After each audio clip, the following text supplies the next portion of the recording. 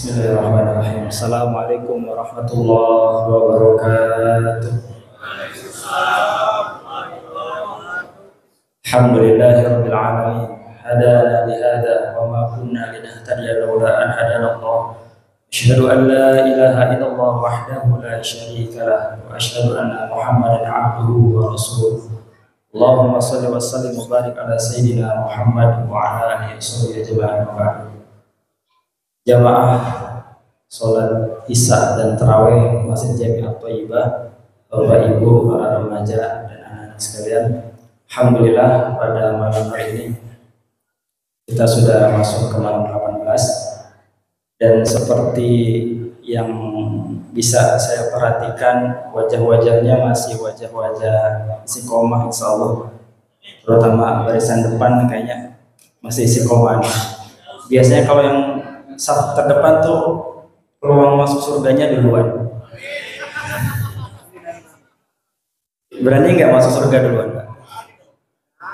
Karena pengalaman biasanya yang di depan sini tuh Haji Muklis.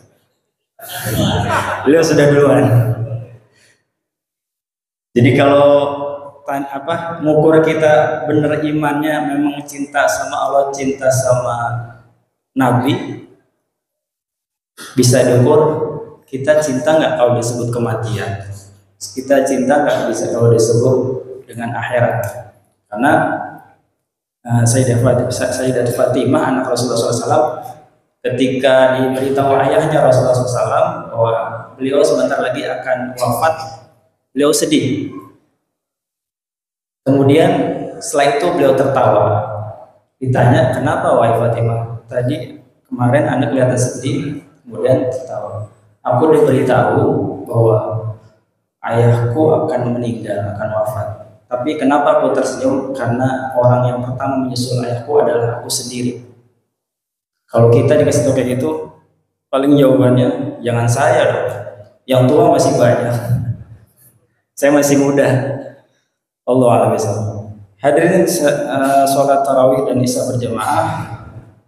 Hari ini saya akan sedikit menyampaikan tentang akhlak Rasulullah SAW di bulan Ramadan. Di antara akhlak Rasulullah SAW di bulan Ramadan adalah beliau mentalakikan, mentasmikan bacaan Qur'annya, hafalannya di hadapan malaikat Jibril setiap bulan Ramadan. Menjelang tahun terakhir beliau akan wafat, beliau mentalakikannya dua kali khatam. Begitu juga dengan itikaf. Beliau senantiasa itikaf melakukan di bulan Ramadan 10 hari terakhir.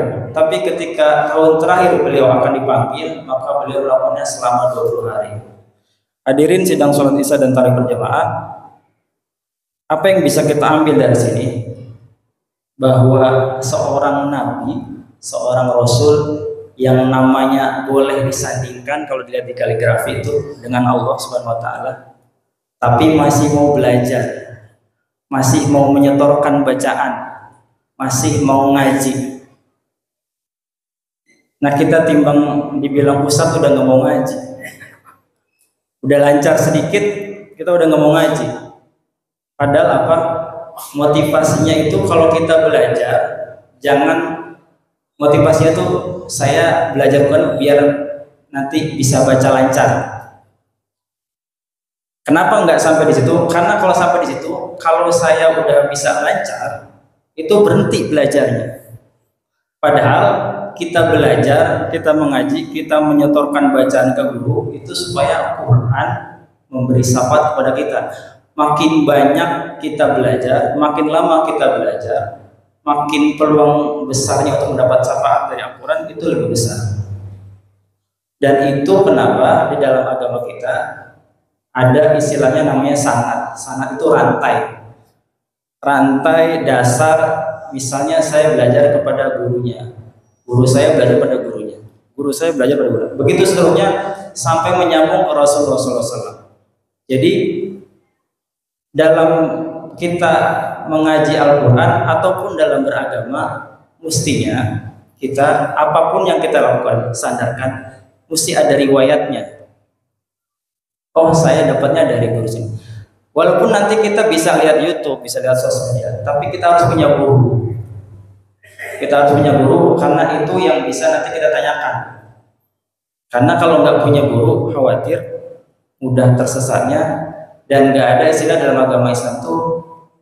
Kalau menurut saya, coba perhatikan, suatu ustaz guru-guru kita yang pernah tampil di sini, pasti beliau dasarnya kalau Rasulullah, kalau Allah Taala, menurut para ulama, menurut para tabiin, menurut para tabiin, begitu seterusnya.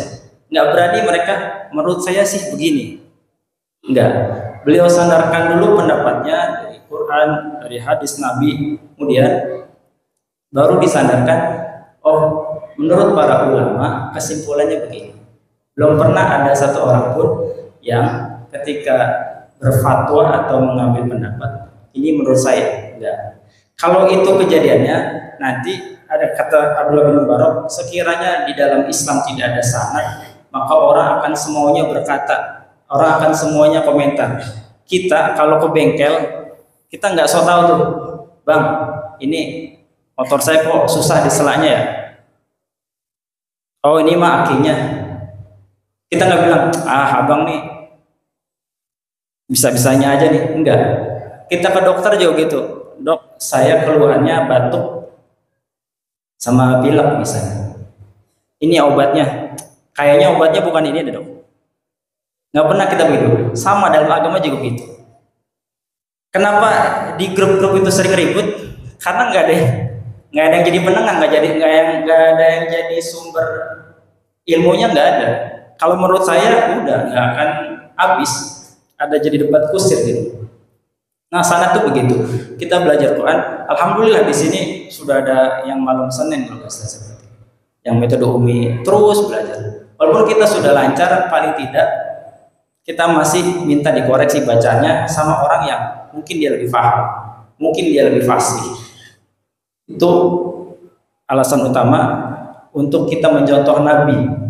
Karena Rasulullah SAW senantiasa mentalakikan, mentasmikan bacaan Qurannya, hafal Qurannya kepada malaikat Jibril. Kita sebagai umatnya, kalau kita mencontoh, mudah-mudahan pahalanya sampai dan menjadi umat yang nanti diakui. Karena bacaan yang fasih atau enggak dalam Islam itu begitu uniknya. Nggak bisa kita ngaku-ngaku. Saya bacanya bagus, kata siapa? Kata saya. Oh saya udah bener nih, kata siapa? Kata saya. Enggak. Dalam Islam tuh apapun yang dilakukan bukan pengakuan, bukan mengakui, tapi pengakuan. Orang soleh itu baik, orang ahli sedekah itu baik, orang ahli tahajud itu baik. Tapi kalau udah mulai merasa yang soleh itu saya. Jadi makanya kadang-kadang di dalam beramal kita ada godaan tuh. Kalau kita nggak digoda sama maksiat, maka kita akan digoda sama setan dari yang sering disampaikan para guru kita dengan ujubnya, dengan sombongnya. Misalnya saya sudah rutin di tahajud setiap malam. Itu kalau ngeliat orang tidur tuh kayaknya bawahnya soleh aja.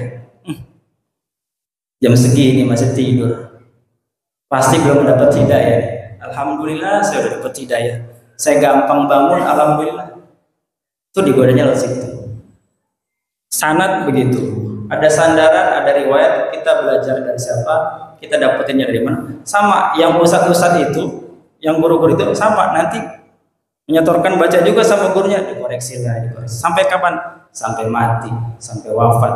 Karena Nabi mencontohkan begitu. Jangan pernah bosan, jangan pernah berhenti untuk belajar, jangan pernah puas.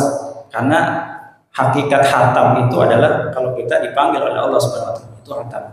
Dan alangkah indahnya ketika kita wafat, itu yang bersaksi guru-guru kita, teman-teman kita, circle-circle kita. Oh dia udah duluan, dia orangnya baik. Itu pamrihnya punya guru. Jadi kita ada orang yang bersaksi. Makanya ketika jenazah disolatkan, isyhadu min hadzal mayit alil khair, butuh pengakuan. Mudah-mudahan kita semua yang ada di sini mendapatkan pengakuan dari saudara-saudara kita, mendapat pengakuan dari Nabi Muhammad SAW bahwa kita orang baik. Amin ya rabbal alamin. Yang kedua, mendapat ilmu dari lisan para ulama yang sempurna, yang mumpuni di bidangnya. Kalau kita belajar Quran sama orang yang paham, insya Allah nggak akan tersesat. Kalau kita belajar agama sama orang yang paham, yang sudah ketahuan, oh beliau lulusannya kuliahnya di sini, belajarnya di sini, pesantrennya di sini. Kalau kita nggak begitu, itu relatif cenderung tersesat. Contohnya kayak gimana?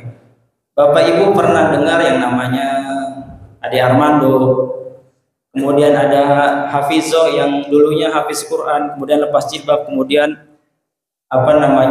malah menyerang Quran. Ada lagi namanya Mama Gufron ya,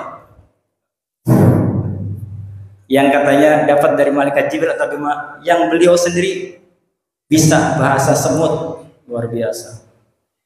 Jadi kalau kita nggak punya sandaran, cenderung gampang tersesat.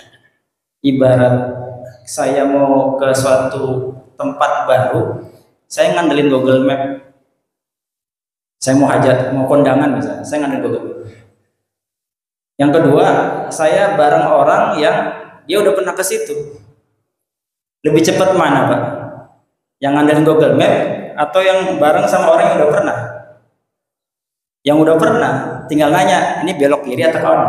Karena seringkali Google Map itu kadang bikin orang tersesat. Sama belajar agama, belajar Quran gitu. Kalau kita nggak ada yang ditanya, nggak ada orang tempat bertanya, gampang sekali tersesat atau salah baca. Yang ketiga, tidak salah dalam memahami ilmu dan akan terhindar dari kesesatan. Jadi pemahaman-pemahaman yang tadinya saya sebutkan, oh ini menurut saya begini. Misalnya saya pernah lihat tuh di berita, oh yang namanya Al-Qari'ah itu artinya orang yang biasa baca Al-Qari. Padahal itu maksudnya hari kiamat. Karena tadi dia nggak punya guru, dia bersandar, oh kayaknya artinya ini nih. Misal ada ayat yang menyebutkan inna sholata tanha 'anil fahsya'i wal munkar. Sesungguhnya sholat itu mencegah perbuatan keji dan munkar. Oh berarti kalau saya sudah nggak berbuat keji dan munkar, saya nggak perlu wajib sholat. Misalnya saya udah baik sama tetangga, kan kadang-kadang begitu di aliran liberal tuh kadang-kadang dijebak sama pertanyaan-pertanyaan. Pilih mana Bapak Ibu? Orang yang nggak sholat tapi baik sama tetangga, sosialnya bagus, kalau diminta sedekah dia ini, sama orang yang sholatnya rajin tapi pelit. Pilih mana? Kadang-kadang dibentokin kayak gitu. Padahal nggak bisa begitu. Kalau misalnya yang sholat sama yang sholat, yang nggak sholat sama yang nggak sholat, ya masih lebih baik yang sholat. Karena yang sholat itu nanti ada pertanyaannya. Kenapa selama hidupnya nggak pernah sholat atau belum sholat? Pasti akan ditanya. Gitu. Yang terakhir, belajar adab.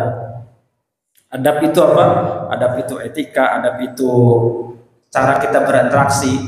Misalnya Ustaz Rahmat kemarin menyebutkan, Bapak Ibu hadirin, kalau kita baca Quran ketemu ayat-ayat tasbih, maka bacalah subhanallah, sabbahan.